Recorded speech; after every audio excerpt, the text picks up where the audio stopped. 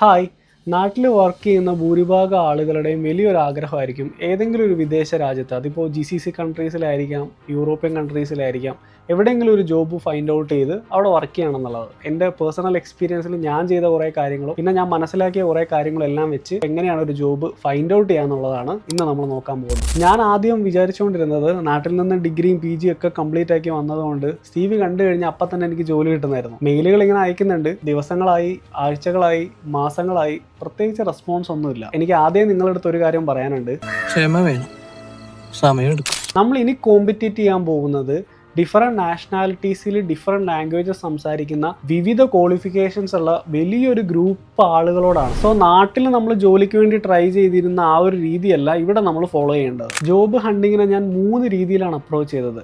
First one, direct approach, നേരിട്ട് ചെന്ന് കാണാൻ പറ്റുന്ന ആളുകളൊക്കെ കണ്ട് സംസാരിച്ച് ആ ഒരു രീതിയിൽ.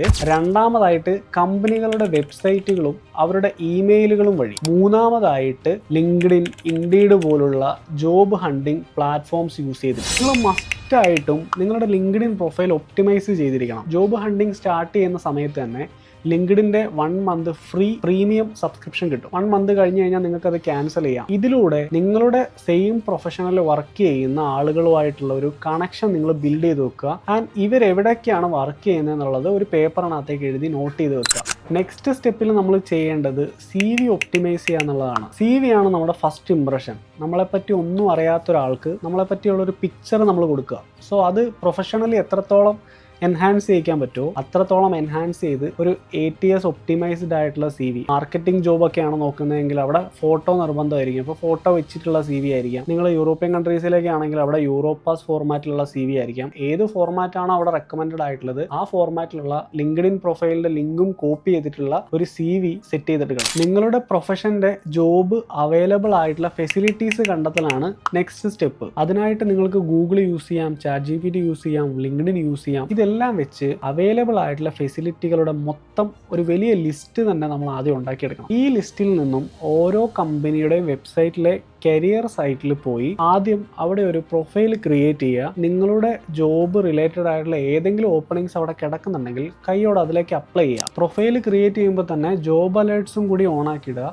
സോ എന്തെങ്കിലും വേക്കൻസികളോ കാര്യങ്ങളോ വരുവാണെങ്കിൽ നിങ്ങൾക്ക് ഇമെയിലിലേക്ക് ജോബ് അലേർട്ട് ലഭിക്കും. ഇനി ചെയ്യേണ്ടത് ഈ കമ്പനികളുടെ കോൺടാക്ട് ഡീറ്റെയിൽസ് എടുത്ത് HR-ന്റെ ഇമെയിൽ ID മാക്സിമം കളക്ട് ചെയ്ത് വെക്കുക. ഇത്രയും ചെയ്ത് കഴിഞ്ഞാൽ നമ്മൾ ജോബ് ഹണ്ടിങ്ങിൻ്റെ പ്രൈമറി ലെവൽ കംപ്ലീറ്റ് ചെയ്തു. സോ നമ്മൾ ലിങ്ക്ഡിൻ പ്രൊഫൈൽ അപ്ഡേറ്റ് ചെയ്തു, CV അപ്ഡേറ്റ് ചെയ്തു, ആൻഡ് നമുക്ക് പോകാനുള്ള അല്ലെങ്കിൽ നമുക്ക് ജോബ് കിട്ടാൻ സാധ്യതയുള്ള കമ്പനികളുടെ അല്ലെങ്കിൽ ഹോസ്പിറ്റലുകളുടെ ഒരു ലിസ്റ്റും നമ്മൾ സെറ്റ് ചെയ്ത് വെച്ചു. ഇനി നമുക്ക് കൃത്യമായിട്ടുള്ള ഒരു പ്ലാൻ ഉണ്ടായിരിക്കണം. ഞാൻ ചെയ്തിരുന്ന മെത്തേഡ് എന്ന് പറഞ്ഞു കഴിഞ്ഞാൽ ഞാൻ സാറ്റർഡേയും സൺഡേയും fully concentrated on LinkedIn and Indeed അതുപോലുള്ള ജോബ് ഹണ്ടിങ് പ്ലാറ്റ്ഫോംസിലായിരുന്നു.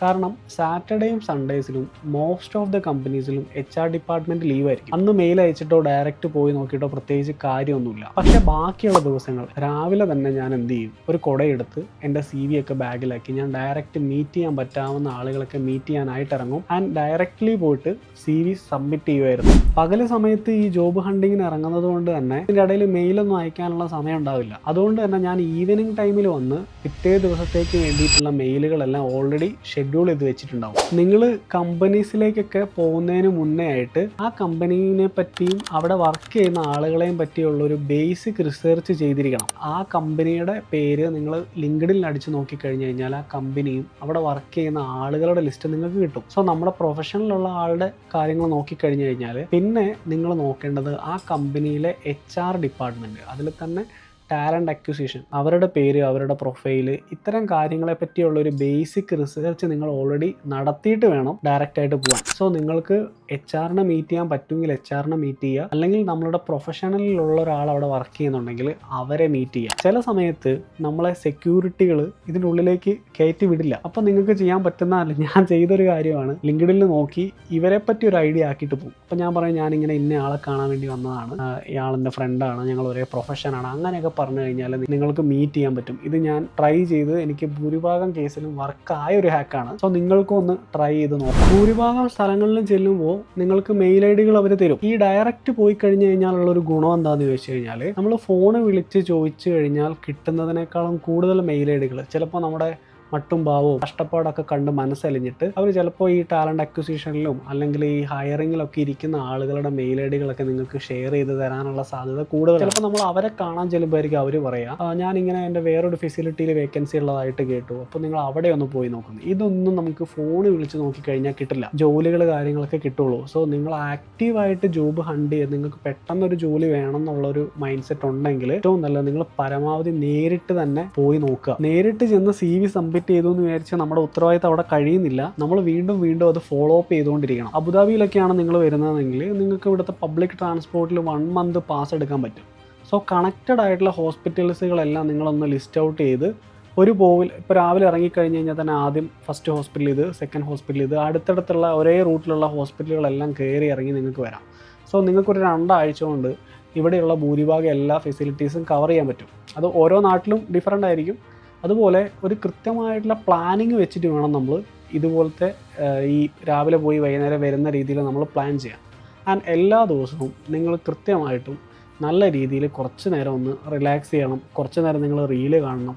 കാരണം നമ്മൾ ഈ ജോബ് ഹണ്ട് ചെയ്യുന്ന സമയത്ത് നമ്മുടെ മെൻ്റൽ സ്റ്റെബിലിറ്റി അല്ലെങ്കിൽ നമ്മുടെ ഒരു പ്രസൻസ് ഓഫ് മൈൻഡ് എന്ന് പറയുന്നത് ഏറ്റവും ഇമ്പോർട്ടൻ്റ് ആയിട്ടുള്ളൊരു കാര്യമാണ്. നമ്മൾ ഭയങ്കരമായിട്ട് ഡിപ്രസ്ഡ് ആയിരിക്കും, നമുക്ക് ഭയങ്കര നെഗറ്റീവ് എനർജി ആയിരിക്കും.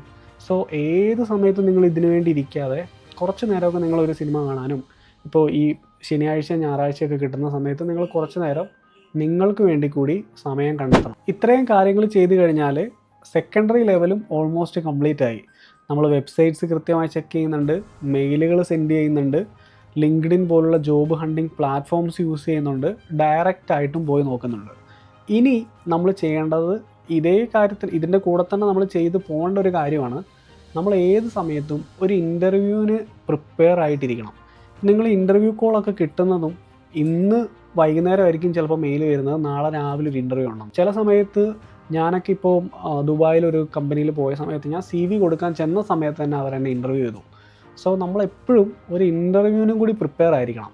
എല്ലാ ദിവസവും ജോബ് ഹണ്ടിങ് ഒക്കെ കഴിഞ്ഞ് വന്ന് കുറച്ച് നേരം റിലാക്സ് ഒക്കെ ചെയ്ത് ഒരു ഇൻട്രൊഡക്ഷനും അതുപോലെ നമ്മുടെ കറണ്ട് റോളും അങ്ങനെയുള്ള കുറച്ച് കാര്യങ്ങളൊക്കെ നമ്മൾ എല്ലാ ദിവസവും ഒരു കണ്ണാടി നോക്കി പ്രാക്ടീസ് ചെയ്ത് തുടങ്ങണം. നമ്മുടെ ഇംഗ്ലീഷും നമ്മുടെ ഒരു ഫ്ലുവൻസി കാര്യങ്ങളൊക്കെ സെറ്റ് ചെയ്യുന്ന രീതിയിൽ എല്ലാ ദിവസവും നമ്മളൊരു ഇൻ്റർവ്യൂവിന് വേണ്ടി പ്രാക്ടീസ് ചെയ്ത് തുടങ്ങണം. കാരണം എപ്പോഴാണ് നമുക്കൊരു ഇൻ്റർവ്യൂ വരിക എന്ന് പറയാൻ പറ്റില്ല. ചിലപ്പോൾ ഈ ജോബ് CV കൊണ്ട് ചെല്ലുമ്പോഴായിരിക്കും നിങ്ങൾ അവിടെ ഒരു ഇൻ്റർവ്യൂ നടക്കുന്നുണ്ടെങ്കിൽ ചിലപ്പോൾ നിങ്ങളെ ആ ഇൻ്റർവ്യൂവിന് ഇരുത്തും. പിന്നെ നിങ്ങൾക്ക് പ്രിപ്പയർ ചെയ്യാനുള്ള സമയമൊന്നും കിട്ടില്ല. സോ എപ്പോഴും നമ്മളൊരു ഇൻ്റർവ്യൂവിന് പ്രിപ്പയർ ആയിരിക്കണം. ഇനി ലാസ്റ്റ് ലെവലെന്ന് പറയുന്നത് ഈ ഒരു ഇൻ്റർവ്യൂ അറ്റൻഡ് ചെയ്യുന്ന കാര്യങ്ങളാണ്. ഇൻ്റർവ്യൂ അറ്റൻഡ് ചെയ്യുന്ന സമയത്ത് നമുക്ക് വേണ്ട ഒരു മൈൻഡ് സെറ്റ് എന്ന് പറയുന്നത് നമ്മുടെ പ്രൊഫഷനെ പറ്റി നമുക്കറിയുന്നത് പോലെ വേറൊരാൾക്കും അറിയില്ല. അതായത് കുറച്ചൊരു അഹങ്കാരമുള്ള ആറ്റിറ്റ്യൂഡാണ് നമുക്ക് വേണ്ടത്.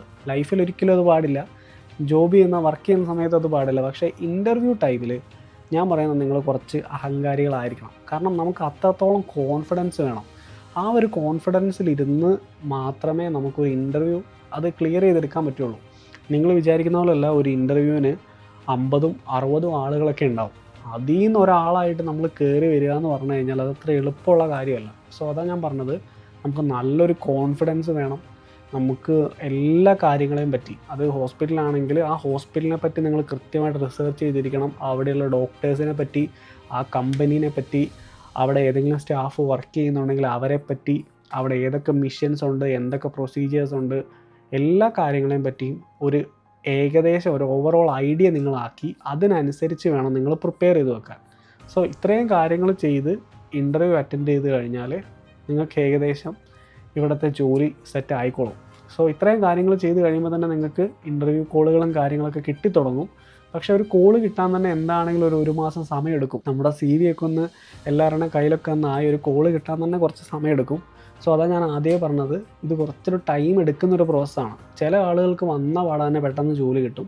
പക്ഷേ ഭൂരിഭാഗം ആളുകൾക്കും കുറച്ചൊക്കെ ഒന്ന് സ്ട്രഗിൾ ചെയ്ത് കഴിയുമ്പോഴേ ഒരു ജോബ് ചിലപ്പോൾ കിട്ടിയെന്നുള്ളൂ. അപ്പോൾ നമ്മൾ അവസാനം വരെ കാത്തിരിക്കുക. പിന്നെ ഒരു കാര്യം പറയാനുള്ളത്, ഇപ്പോൾ നിലവിൽ UAE പോലുള്ള ഗൾഫ് കൺട്രീസ്, GCC കൺട്രീസിലെല്ലാം പൊതുവേ ഹയറിങ് കാര്യങ്ങളൊക്കെ കുറച്ച് കുറവാണ്. ഇപ്പോൾ ഇങ്ങോട്ടേക്ക് കയറി വരാൻ പറ്റിയ ടൈമാണോ എന്ന് ചോദിച്ചു കഴിഞ്ഞാൽ അല്ല എന്നാണ് എൻ്റെ ഒപ്പീനിയൻ.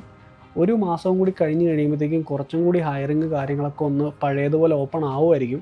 ഇപ്പോൾ കറൻ്റ്ലി ഭൂരിഭാഗം കമ്പനികളും ഉള്ള എംപ്ലോയീസിനെ കുറേ പേരൊക്കെ നമ്മളറിയാതെ തന്നെ കുറേ പേരൊക്കെ ഈ യുദ്ധത്തിൻ്റെ കാര്യത്തിൽ എഫക്റ്റഡ് ആയിട്ടുണ്ട്. പ്രത്യേകിച്ച് ഈ ഒപ്റ്റിക്കൽസിലൊക്കെ വർക്ക് ചെയ്യുന്ന ഒരുപാട് പേരൊക്കെ നാട്ടിലേക്ക് പോകേണ്ട അവസ്ഥ വന്നിട്ടുണ്ട്. കുറേ പേരുടെ സാലറി കുറച്ചിട്ടുണ്ട്.